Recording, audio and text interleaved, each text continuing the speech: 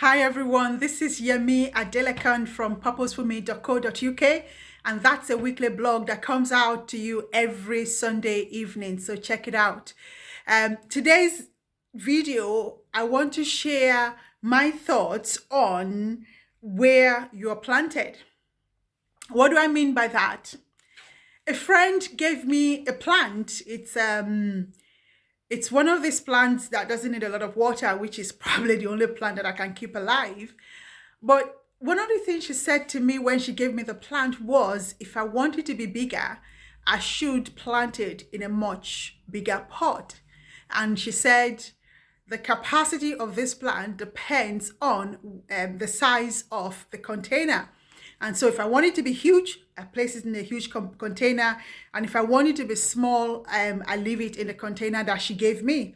So this was a strange one to me because I'm not really, I don't know too much, or I don't know a lot about lots of different plants. So this was a different one.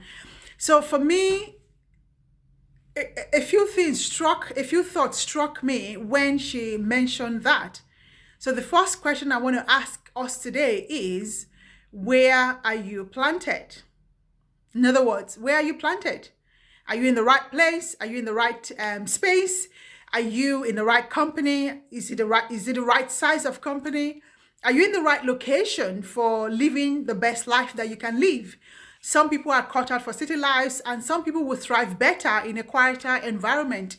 In the same way that some people will thrive in a smaller organization, whereas some like to be a small fish in a big ocean. So where are you planted? That's the first question that I want to ask you. Because this plant that I was given, I was told, if it's planted in a small pot, it remains small. If it's planted in a big pot, it gets bigger. And then its capacity to grow is only determined by the size of the container.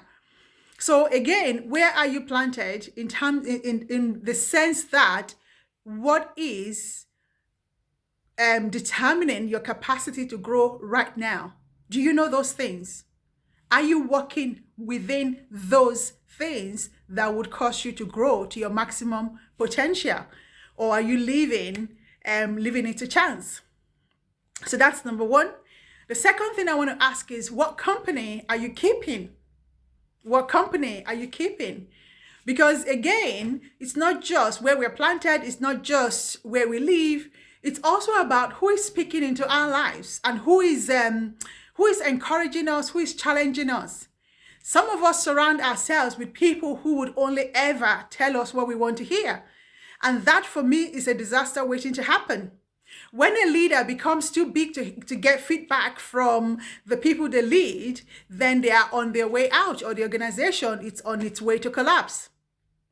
In the same way in our personal lives, if we create an environment that makes it unsafe or uncomfortable for people to give us feedback or to tell us, frankly, things that we need to hear, then we're missing out on so much that could help us to grow in our lives. So what company are you keeping? You know, if I kept my plant next to a hot stove or next to a very hot radiator, it's going to die over time. Especially in winter when it's on full blast, it's going to die. Some companies that you're keeping right now will literally be the end of you if you don't change them. Some people would only ever speak negative. They would only ever stop you from taking risk or stifle your creativity. But sometimes out of desperation, we hang out with the wrong people. So what company are you keeping? Do you need to change the company you're keeping? Because if you need to, today's the day. And then the last thing I want to ask is, what diet are you feeding on?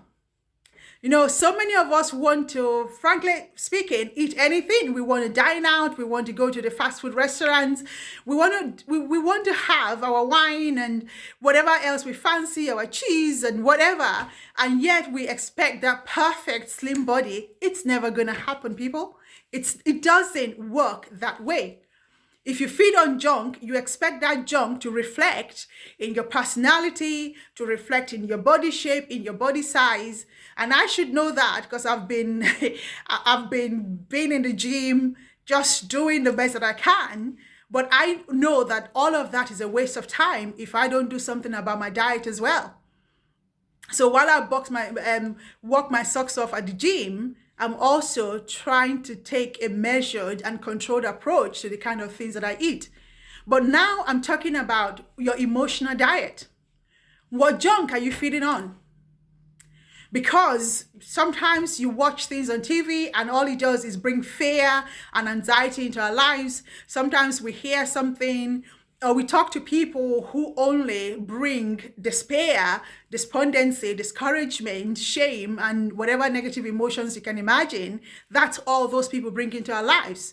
So what are you listening to? Are you listening to the right stuff? Are you listening to things that would inspire you, encourage you, challenge you, motivate you? Are you listening to things that would revive you, things that would cause peace and love to grow in you? What are you listening to? What is your diet? So I hope this has encouraged you to remember that for you to thrive as a person, all the right conditions need to be there. Be planted in the right place and have the right company and feed on the right things. Thank you for watching this video. I hope it's encouraged you. I hope it's challenged you to make some changes and so that you can thrive and be the best that you can be, and so that the glory and the beauty really that's linked to who you are will shine out for the world to see. Thank you for watching this video. Subscribe and don't forget to check out the website. It's purposefulme.co.uk. Thanks.